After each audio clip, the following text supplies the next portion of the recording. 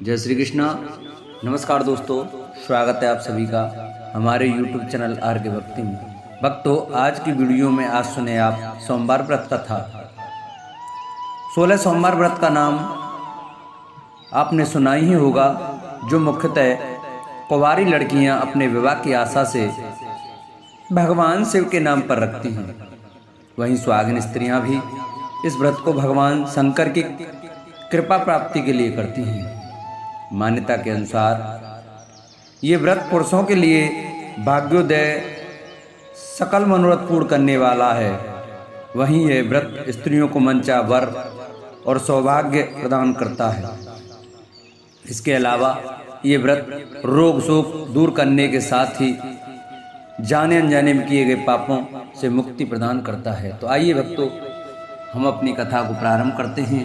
प्राचीन समय में एक नगर में एक धनवान साहूकार रहा करता था, जिसके घर में किसी प्रकार की कोई कमी नहीं थी, परंतु उसके कोई पुत्र नहीं था, जिस कारण वह काफी दुखी रहता था। उसे दिन रात यही चिंता सताती रहती थी। ऐसे में वह पुत्र पाने की कामना के लिए हर सोमवार भगवान शिव जी का व्रत और पूजन किया करता था और शाम के समय शिव मंदिर में जाकर के भगवान शिव जी के सामने दीपक जलाता था। उसके उस भक्ति भाव को देखकर देवी मां पार्वती ने शिव जी से कहा कि यह साहूकार आपका बहुत बड़ा भक्त है और सदैव आपका व्रत और पूजन बड़ी श्रद्धा के साथ करता है। इसकी मनोकामना पूर्ण करनी चाहिए। शिव जी ने कहा, हे पार्वती, यह संसार कर्म क्षेत्र है और जैसे किसान खेत में जैसा बीज बोता है वैसा ही फल काटता है।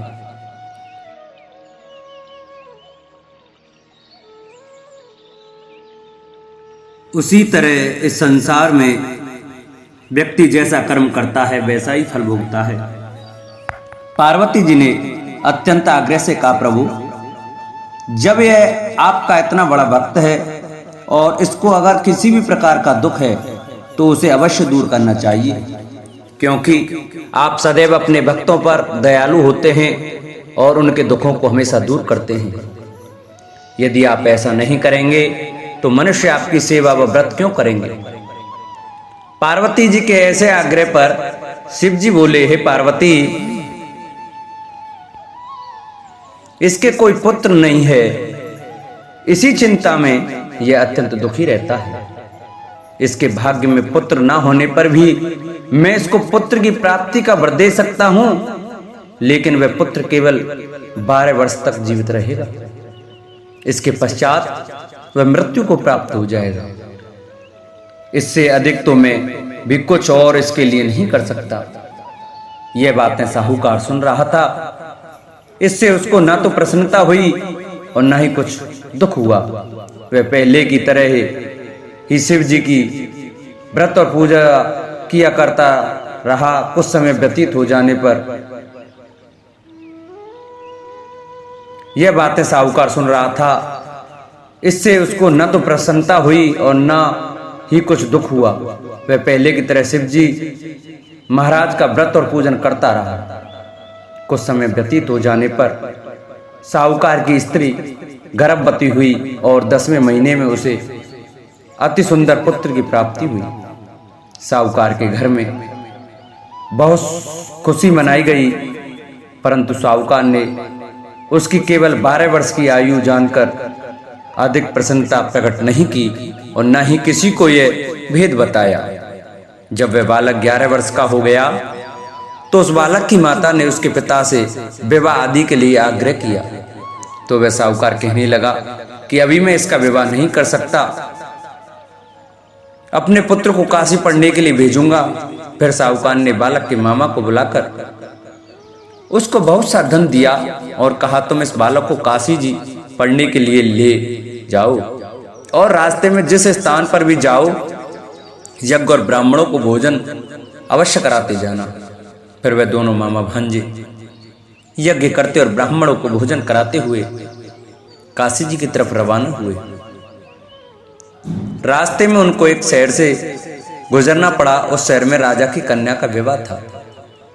और दूसरे राजा का लड़का जो विवाह करने बारात लेकर आया था वह एक आंख से काना था। उसके पिता को इस बात की बड़ी चिंता हो रही थी कि कहीं वर को देख कन्या के माता पिता विवाह में किसी प्रकार की अड़चन पैदा न कर दे। इस कारण जब उसने अति सुंदर सेठ के लड़के को देखा तो मन में विचार आया कि क्यों ना दरवाजे के समय इस लड़के से वर का काम चलाया जाए। ऐसा विचार कर वर के पिता ने उस लड़के और उसके मामा से बात की तो वे राजी हो गए। फिर उस लड़के को वर के कपड़े पहनाकर और घोड़ी पर चढ़ाकर दरवाजे पर ले गए और सब कार्य प्रसन्नता से पूर्ण हो गया। फिर वर के पिता ने सोचा कि यदि विवाह कार्य भी इसी लड़के के द्वारा करा लिया जाए तो क्या बुराई है। ऐसा विचार कर उसने लड़के और उसके मामा से कहा, यदि आप फेरों और कन्यादान के काम को भी करा दें तो आपकी बड़ी कृपा होगी और मैं इसके बदले में आपको बहुत सारा धन दूंगा। तो उन्होंने स्वीकार कर लिया और विवाह कार्य भी बहुत अच्छी तरह से संपन्न हो गया। परंतु जिस समय लड़का जाने लगा तो उसने राजकुमारी की चुन्नी के पल्ले पर लिख दिया कि तेरा विवाह तो मेरे साथ हुआ है, परंतु जिस राजकुमार के साथ तुमको भेजेंगे वह एक आंख से काना है और मैं काशी जी में पढ़ने जा रहा हूं। लड़के के जाने के पश्चात उस राजकुमारी ने जब अपनी चुन्नी पर ऐसा लिखा हुआ देखा तो उसने राजकुमार के साथ जाने से मना कर दिया और कहा कि यह मेरा पति नहीं है, मेरा विवाह इसके साथ नहीं हुआ है, वह तो काशी जी पढ़ने गया है।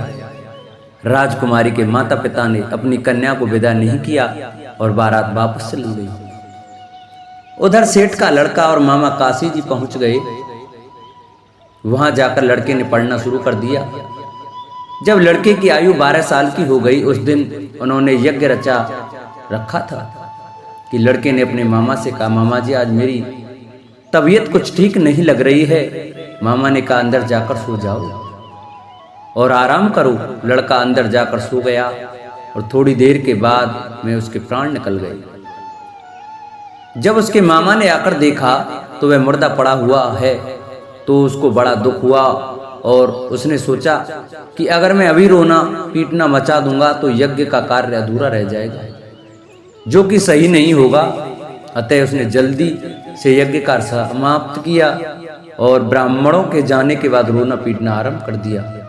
संयोगवश उसी समय से पार्वती जी उधर से जा रहे थे।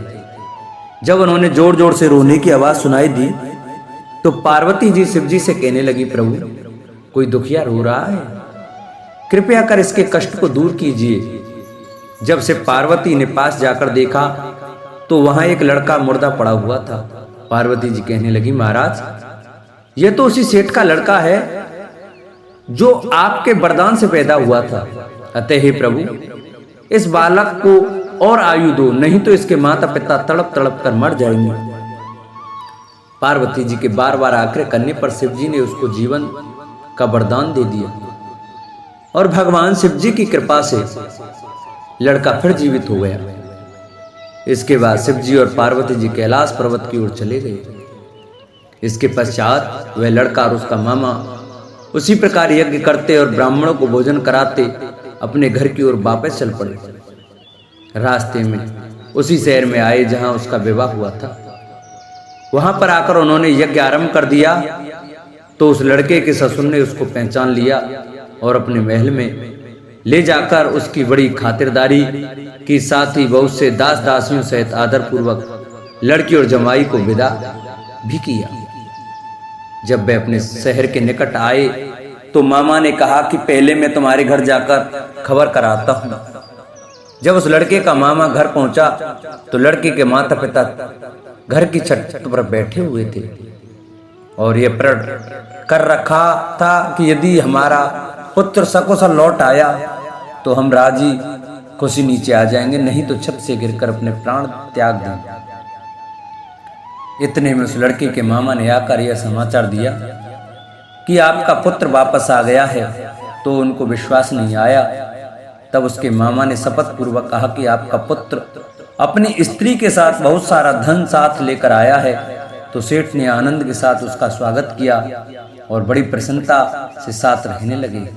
माना जाता है कि इसी प्रकार से जो कोई भी सोमवार के व्रत को धारण करता है अथवा इस कथा को सुनता है उसकी समस्त मनोकामनाएं पूरी होती हैं।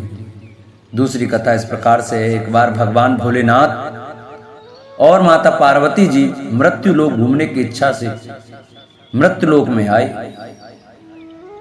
यह माता पार्वती व भगवान शंकर जी मृत्यु लोक में घूमते घूमते विदर्भ देशांगत अमरावती नामक नगरी पहुंचे, जो कि बहुत ही सुंदर थी। यहाँ उन्होंने देखा कि अमरावती नगरी अमरपुरी के दृश्य सभी प्रकार के सुखों से भरपूर थी। उस नगरी में राजा द्वारा बनवाया हुआ बहुत सुंदर भगवान भोलेनाथ जी का मंदिर भी था। उस मंदिर में भगवान भोलेनाथ जी और माता पार्वती निवास करने लगे। एक दिन माता पार्वती जी ने भगवान से कहा, हे प्रभु, आज तो हम और तुम दोनों चौरस पासा खेलेंगे। शंकर जी ने माता पार्वती जी की बात मान ली और चौरस खेलने लगे। उसी समय मंदिर का पुजारी ब्राह्मण मंदिर में पूजा करने के लिए आया हुआ था। माता ने ब्राह्मण को देखकर एक प्रश्न किया कि पुजारी जी बताओ कि इस बाजी में दोनों में से किसकी जीत होगी और किसकी हार होगी। ब्राह्मण ने बिना सोचे समझे कहा कि भगवान भोलेनाथ ही जीतेंगे। कुछ समय बाद बाजी समाप्त हुई और माता पार्वती जी की विजय हो गई। माता पार्वती को ब्राह्मण के झूठे बोलने पर क्रोध आया और कोढ़ी होने का श्राप दे दिया। भगवान शंकर जी के बहुत समझाने के बाद भी माता नहीं मानी और वो दोनों वहां से चले गए। कुछ समय बाद उस ब्राह्मण पुजारी को कोढ़ होने लगे और धीरे धीरे उसके शरीर के पूरे शरीर में कोढ़ हो गया। ऐसे में वह बहुत ही परेशान व दुखी रहने लगा। इस तरह कई दिन बीत गए। फिर एक दिन देवलोक से अप्सराएं शिवजी की पूजा करने उसी मंदिर में आईं। अप्सराओं ने उस पुजारी के कष्ट को देखकर बड़े दया भाव से उसके रोगी होने का कारण पूछा। तब पुजारी जी ने आप बीती सभी बातें निसंकोच होकर उन अप्सराओं को बता दी।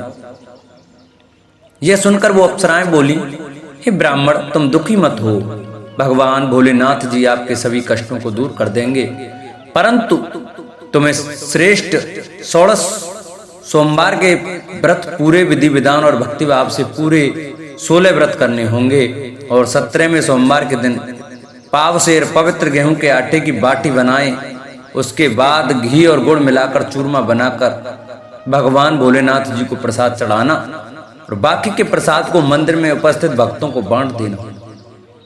ऐसे करने से आपकी सभी मनोकामनाएं पूरी होंगी। ऐसा कहकर अप्सराएं देवलोक चली गईं। ब्राह्मण भी यथाविधि 16 सोमवार व्रत करने लगा। ऐसे में भगवान भोलेनाथ की कृपा से धीरे धीरे ब्राह्मण पुजारी कोढ़ से मुक्त होने लगा। कुछ समय बाद भगवान शंकर जी और माता पार्वती जी फिर से उसी मंदिर में पधारे। तब माता ने इस ब्राह्मण को रोग मुक्त होने का कारण पूछा तो ब्राह्मण ने माता को 16 सोमवार के व्रत के बारे में विस्तार से बताया। ब्राह्मण की बात सुनकर माता पार्वती जी बहुत प्रसन्न हुई और पुजारी से 16 सोमवार के व्रत की विधि पूछी। उसी दिन से माता पार्वती जी भी 16 सोमवार व्रत करने लगी और लगातार 16 व्रत किया। ऐसे में उनकी मनोकामनाएं पूरी हुई। उनके रूठे पुत्र स्वामी कार्तिकेय जी स्वयं ही माता के आज्ञाकारी हो गए। फिर एक दिन कार्तिकेय को अपना विचार परिवर्तन होने का रहस्य जानने की इच्छा हुई और वे अपनी माता के पास आए और बोले कि आपने ऐसा क्या उपाय किया जिससे मेरा मन आपकी ओर आकर्षित हो गया। तब माता पार्वती जी ने उसे 16 सोमवार कथा सुनाई। तब कार्तिकेय ने अपनी माता से कहा, इस व्रत को मैं भी करूंगा क्योंकि मेरा प्रिय मित्र ब्राह्मण दुखी दिल से परदेश गया है, हमें उससे मिलने की बहुत इच्छा होती है। फिर कार्तिकेय जी ने भी 16 सोमवार के व्रत पूरे विधि विधान से किए और उनकी भी इच्छा पूर्ण हो गई। उन्हें अपना प्रिय मित्र मिल गया। तब उसके मित्र ने इस आकस्मिक मिलन का भेद कार्तिकेय जी से पूछा तो वे बोले, हे मित्र, हमने तुम्हारे मिलन की इच्छा करके 16 सोमवार के व्रत किए थे। अब तो उस ब्राह्मण मित्र हो अपने विवाह की बड़ी इच्छा हुई और वह भी 16 सोमवार व्रत पूरे विधि विधान से करने लगा। एक दिन वह किसी काम से विदेश गया और वहां के राजा ने अपनी पुत्री का स्वयंवर रखा था। उस राजा ने राजकुमारी के विवाह के लिए यह शर्त रखी थी कि जिस राजकुमार के गले में सब प्रकार रेड़ गारित हथनी माला डाल देगी, मैं उसी के साथ अपनी बेटी का विवाह करूंगा। भगवान शिव जी की कृपा से ब्राह्मण भी उस स्वयंवर को देखने के लिए एक और बैठा हुआ था। उसी समय हथनी वहां पर आई और उस ब्राह्मण के गले में जयमाला डाल दी। इस तरह राजा की प्रतिज्ञा के अनुसार बड़ी धूमधाम के साथ अपनी पुत्री का विवाह उस ब्राह्मण के साथ पूरे विधि विधान से कर दिया और उसे बहुत सारा धन देकर सम्मान पूर्वक संतुष्ट किया और वो दोनों सुख पूर्वक रहने लगे। एक दिन उस राजकुमारी ने अपने पति से पूछा कि हे प्राणनाथ, आपने ऐसा कौन सा पुण्य किया है जो हथनी ने सभी राजकुमारों को छोड़कर आपके गले में जयमाला डाली। तब ब्राह्मण बोला, हे प्राण प्रिय, मैं अपने मित्र कार्तिकेय जी के कथानुसार 16 सोमवार का व्रत किया था, जिसके प्रभाव से मुझे तुम जैसी रूपवान पत्नी मिली। इस व्रत की महिमा सुनकर राजकन्या को बड़ा आश्चर्य हुआ और वह भी पुत्र कामना के लिए 16 सोमवार व्रत करने लगी और भगवान भोलेनाथ से पुत्र कामना की प्राप्ति करने लगी। शिव जी की कृपा से कुछ समय के बाद उसके गर्भ से एक अति सुंदर, सुशील, धर्मात्मा और विद्वान पुत्र हुआ। वह ब्राह्मण और पत्नी दोनों उस पुत्र को पाकर बहुत ही प्रसन्न हुए और उसका लालन पालन भली प्रकार से करने लगे। जब वह लड़का बड़ा हुआ और समझदार हुआ तो एक दिन अपनी माता से प्रश्न किया कि माता, आपने ऐसा कौन सा पुण्य किया जो आपको मेरे जैसा पुत्र प्राप्त हुआ। पुत्र की बात सुनकर उस राजकुमारी ने अपने द्वारा किए गए 16 सोमवार व्रत की कथा और पूरे नियमों के बारे में उसे बताया। उस लड़के ने इस व्रत को सब तरह से मनोरथ पूर्ण करने वाला सुनकर उसके मन में राज्याधिकार की पाने की इच्छा की। उस लड़के ने उसी दिन भगवान शिव जी को प्रसन्न करने के लिए 16 सोमवार के व्रत पूरे नियमों से करने लगा। एक दिन दूसरे देश के राजा के दूत ने आकर उसको उनकी राजकुमारी के लिए चुना और उसे अपने साथ ले आए और राजा ने अपनी राजकुमारी के विवाह उसके साथ कर दिया। धीरे धीरे राजा वृद्ध हो गया और उसके लिए राज का संभालना मुश्किल हो गया। उसने अपने दामाद का राज्य तिलक कर दिया और वहां का राजा घोषित कर दिया। इस तरह ब्राह्मण पुत्र राजा बनकर भी यह व्रत करता रहा। जब 17वां सोमवार का व्रत आया तो उसने अपने रानी से सभी सामग्रियों सहित भगवान भोलेनाथ जी के मंदिर आने को कहा, किंतु रानी मंदिर नहीं आई और उसने अपने दास दासियों को पूजा की सामग्री लेकर मंदिर भेज दिया। राजा ने पूरे विधि विधान से भगवान शिव जी की पूजा करी। जब वह वहां से जाने लगा तो उसने सुना कि आकाशवाणी से एक आवाज आई और उसने कहा, हे राजा, अपनी इस रानी को राजमहल से निकाल दे, नहीं तो ये तेरा सर्वनाश कर देगी। इस वाणी को सुनकर राजा आश्चर्य में पड़ गया और उसने तुरंत मंत्रियों की बैठक बुलाई और आप बीती सुनाई। मंत्री आदि सभी बड़े विस्मय और दुख में डूब गए, क्योंकि जिस कन्या के साथ राज्य मिला है राजा उसी को राज से निकालने का जाल रच रहा है, यह कैसे हो सकेगा। अतः में राजा ने अपनी रानी को राजमहल से निकाल दिया। रानी दुखी हृदय से अपने भाग्य को कोसती हुई अपने राज से बाहर चली गई। बिना चप्पलों के और फटे वस्त्र पहने भूखी प्यासी धीरे धीरे चलकर एक नगर में जा पहुंची। उस नगर में एक बुढ़िया रोज सूत काट कर बेचने जाती थी। रानी की करुण दशा देख बुढ़िया बोली, तू मेरे साथ चल, मेरे सूत बिकवा दे, मैं वृद्ध हूँ, भाव नहीं जानती हूँ। यह सुनकर रानी बुढ़िया के सिर से सूत की गठरी उतारकर अपने सिर पर रख ली। अचानक से आंधी आई और बुढ़िया के सभी सूत हवा में उड़ गए। बेचारी बुढ़िया बहुत पछताई और रानी से कहा कि दूर रहना मेरे से। अब रानी एक तेली के घर गई और काम मांगने लगी कि अचानक से उस तेली के सभी मटके शिवजी के प्रकोप से चटक गए। ऐसी दशा देखकर उस तेली ने रानी को अपने घर से निकाल दिया। इस प्रकार रानी अत्यंत दुख पाती हुई एक नदी के तट पर गई तो देखा कि नदी अचानक सूख गई। उसके बाद रानी एक वन में गई वहां जाकर उसने एक सरोवर देखा और वह पानी पीने के लिए सरोवर की सीढ़ी उतरी और पानी पीने के लिए जैसे अपने हाथों को आगे बढ़ाया तो देखा कि सरोवर का पानी नीलकमल के सदृश जल असंख्य कीड़ों में गंदा हो गया। रानी ने अपने भाग्य का दोषारोपण करते हुए उस सरोवर का जल पीकर अपनी प्यास बुझाई। आराम करने के लिए एक पेड़ की शीतल छाया में विश्राम करने के लिए लेटी तो देखा कि उस पेड़ की सभी पत्तियां झड़ गईं। ऐसे में रानी जिस पेड़ के नीचे जाती उसी पेड़ की पत्तियां अपने आप झड़ जाती। वन सरोवर और पेड़ों की ऐसी दशा देखकर गाय चराते हुए ग्वालों ने अपने गोसाई स्वामी जी से सभी बातें बता दी। गोसाई जी के आदेशानुसार ग्वाले रानी को पकड़कर गोसाई जी के पास ले आए। रानी की मुख कांति और शरीर शोभा देखकर गोसाई जी जान गए कि यह कोई विधि की गति की मारी कुलीन अबला है। ऐसा सोचकर गोसाई जी ने रानी से कहा कि हे पुत्री, मैं तुमको पुत्री समान रखूंगा, तुम मेरे आश्रम में ही रहो और मैं तुम्हें किसी प्रकार का कष्ट नहीं होने दूंगा। गोसाई जी के ऐसे वचन सुनकर रानी को थोड़ी धीरज मिली और वह आश्रम में ही निवास करने लगी। आश्रम में रानी खाना बनाती तो उसके खाने में कीड़े पड़ जाते और जब वह पानी भर के लाती तो उसके में भी कीड़े पड़ जाते। अब तो गोसाई जी भी बहुत दुखी हो गए और रानी से बोला कि बेटी, तेरे पर कौन से देवता का कोप है जिससे तेरी ऐसी दशा है। गोसाई जी की बात सुनकर रानी ने कहा कि अपने पति के साथ भगवान शिव जी की पूजा करने नहीं जाने की पूरी कथा सुनाई। रानी की बात सुनकर गोसाई जी ने उसे इस कोप से मुक्त होने के लिए 16 सोमवार व्रत की कथा पूरे विधि विधान से करने को कहा। गोसाई जी की बात सुनकर वह प्रत्येक सोमवार का व्रत पूरे नियम से करने लगी। जब रानी के पूरे 16 व्रत हो गए और जब उसने 17वें सोमवार का व्रत किया और रोज की तरह भगवान भोलेनाथ की पूजा कर रही थी तो भगवान शिव जी के प्रभाव से राजा के मन में अपनी रानी का विचार उत्पन्न हुआ और सोचा कि मेरी रानी को गए बहुत समय बीत गया, न जाने कहां कहां भटकती होगी, मुझे उसे ढूंढना चाहिए। राजा ने यह सोचकर अपनी रानी की तलाश में चारों दिशाओं में अपने सैनिक को भेजा। सैनिक अपनी रानी को ढूंढते हुए गोसाई जी के आश्रम में आ पहुंचे। सैनिक अपनी रानी को वहां पाकर पुजारी जी से अपनी रानी को साथ भेजने के लिए कहा, किंतु गोसाई जी ने मना कर दिया और सैनिक चुपचाप लौट गए। राजा को सभी बातें बताई। तब राजा स्वयं रानी को लेने गोसाई जी के आश्रम आए और पुजारी जी से प्रार्थना करते हुए बोले, महाराज, जो देवी आपके आश्रम में रहती है वो मेरी पत्नी है। शिव जी के कोप में से मैंने इसे त्याग दिया था। अब इस पर से भगवान शिव जी का कोप शांत हो गया है, इसलिए मैं इसे लेने के लिए आया हूँ। आपकी आज्ञा हो तो मैं इसे ले जा सकता हूँ।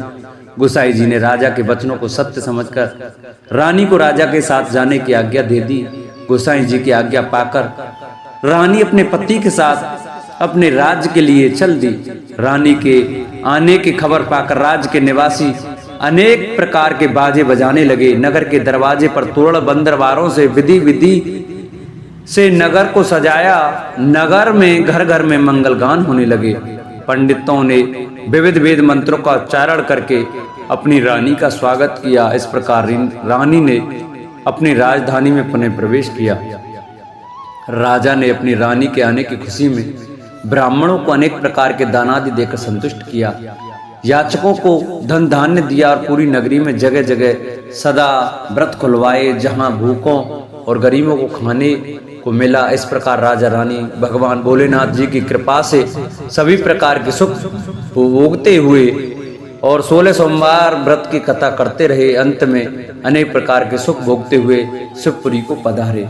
इसी कारण कहते हैं कि जो मनुष्य भगवान भोलेनाथ जी की भक्ति मन वचन कर्म द्वारा 16 सोमवार के व्रत पूरे विधि विधान से करेगा, वह इस मृत्यु लोक से समस्त सुख को भोग कर अंत में भगवान के चरणों में शिवपुरी को प्राप्त होगा और इस व्रत के करने से सबके मनोरथ पूर्ण होंगे। बोलो शंकर भगवान की जय। जिन भक्तों को हमारी यह सोमवार की व्रत कथा अच्छी लगी हो वो हमारी वीडियो को ज़्यादा से ज़्यादा शेयर करें। जिन्होंने अभी तक चैनल को सब्सक्राइब नहीं किया है वो हमारे चैनल को सब्सक्राइब करें और बगल में घंटी का बटन अवश्य दबाएं, जिससे कि हम जो नई वीडियो अपलोड करें उसका नोटिफिकेशन आपके पास अवश्य पहुँचे। हमारी वीडियो को लाइक करें और कमेंट में ओम नमः शिवाय, ओम उमा महेश्वराय नमः अवश्य लिखें। बोलो शंकर भगवान की जय। बोलो।